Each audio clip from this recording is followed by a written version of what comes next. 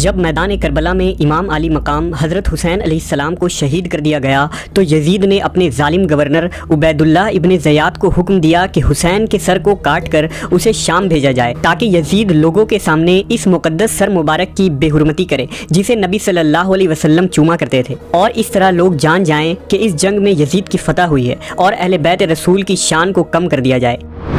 لہذا شمر نے امام حسین اور 72 شہداء کرام کے سروں کو کاٹ کر نیزوں پر بلند کیا اور تمام سروں کو کوفہ کی مسجد میں ابن زیاد کے سامنے پیش کیا گیا۔ اس مبارک سر کو دیکھ کر عبید اللہ ابن زیاد نے امام علیہ السلام کے شان کے خلاف کچھ باتیں کہیں اور آپ کے سر پر چھڑیاں مارنے لگا۔ اس دلخراش منظر کو دیکھ کر وہاں موجود ایک صحابی رسول حضرت انس نے فرمایا کہ افسوس، جس جگہ تو چھڑیاں پھیر رہا ہے یہ وہ جگہ ہے جہاں اللہ کے رسول بوسہ لیا کرتے تھے۔ عبید اللہ ابن زیاد نے حکم دیا کہ امام حسین کے سر کو یزید کے پاس شام بھیجا جائے تاکہ اس سر کو دیکھ کر لوگ عبرت حاصل کریں۔ لہٰذا روایتوں میں آتا ہے کہ جب شامی لشکر امام حسین کے سر مبارک کو کوفہ سے شام لے جا رہے تھے تو سپاہیوں نے اس سر کو ایک صندوق میں رکھ دیا۔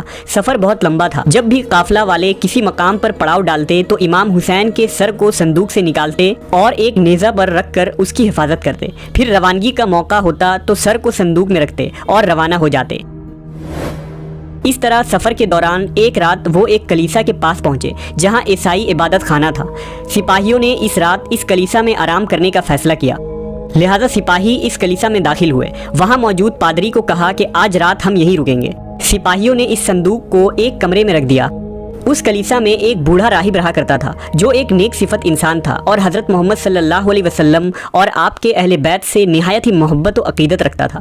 جب عبادت خانہ میں رہنے والے عیسائی نے رات میں دیکھا کہ عبادت خانے سے آسمان کی طرف عظیم الشان نور بلند ہو رہا ہے تو راہب ان سپاہیوں کے پاس آیا اور کہا کہ تم کون ہو اور یہ سر مبارک کس کا ہے؟ ان لوگوں نے کہا ہم اہل شام ہیں اور یہ سر محمد صلی اللہ علیہ وسلم کے نواسے امام حسین کا ہے۔ اس نے کہا تم کیسی بدبخت قوم ہو، قسم خدا کی اگر حضرت عیسیٰ علیہ السلام کی نسل مبارک کا کوئی فرد اب موجود رہتا تو ہم اس کی ایسی تعظیم کرتے کہ اس کو اپنی آنکھوں پر رکھتے، جبکہ تم نے اپنے نبی کے نواسے کے ساتھ یہ کیا حشر کیا ہے؟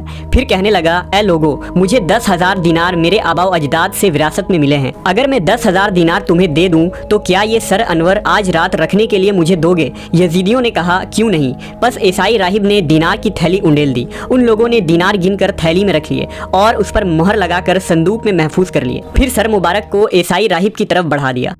راہب نے نہایت تعظیم کے ساتھ سر مبارک لے کر اس کو غسل دیا اور اپنی گود میں رکھ کر رات بھر روتا رہا۔ جب صبح کا وقت قریب ہوا تو کہا اے سر انور، میں اپنے آپ ہی پر قابو رکھتا ہوں اور گواہی دیتا ہوں کہ اللہ کے سوا کوئی معبود نہیں اور آپ کے نانا محمد صلی اللہ علیہ وسلم اللہ کے سچے رسول ہیں۔ یہ کہہ کر وہ مسلمان ہو گیا اور امام حسین کی غلامی میں شامل ہو گیا اور اس سر مبارک کو ان سپاہیوں کے حوالے کر دیا۔ ان لوگوں نے سر انور دوبارہ صندوق میں رکھا اور روانہ ہو گئے۔ روایتوں میں آتا ہے کہ یزید کے دربار سے شامی لشکر نے امام حسین کے سر مبارک کو دوبارہ کربلا لے گئے اور بدن مبارک کے ساتھ ملحق کر کے وہیں دفن کر دیا، جبکہ بعض مورخین نے لکھا کہ سر مبارک کی بے حرمتی کے بعد یزید نے اس سر کو اپنے خزانے میں جمع کروا دیا تھا۔ جب عباسیوں کی حکومت آئی اور خلیفہ منصور نے شام فتح کیا تو شہر میں داخل ہونے کے بعد وہ سب سے پہلے یزید کے محل میں داخل ہوا اور خزانے والے کمرے میں گیا۔ وہاں اسے ایک ٹوکری ملی، لہٰذا سپاہیوں کو حکم دیا کہ اس ٹوکری کو کھولا جائے۔ جب اس ٹوکری کو کھولا گیا تو اس میں حسین ابن علی کا سر مبارک رکھا ہوا تھا جس سے عطر کی خوشبو آ رہی تھی، لہٰذا منصور کے حکم سے اس سر مبارک کو دمشق میں دفن کروا دیا گیا۔ امام علیہ السلام کے سر مبارک سے منسوب ایسے بے شمار واقعات اور کرامات کا ذکر کتابوں میں ملتی ہے جو آپ علیہ السلام کی عظمت اور شان کی گواہی دیتی ہے، جیسا کہ اللہ نے قرآن مجید میں فرمایا اور جو اللہ کی راہ میں شہید کیے گئے ہوں ہرگز انہیں مردہ خیال نہ کرنا، بلکہ وہ اپنے رب کے پاس زندہ ہیں اور انہیں رزق دیا جاتا ہے۔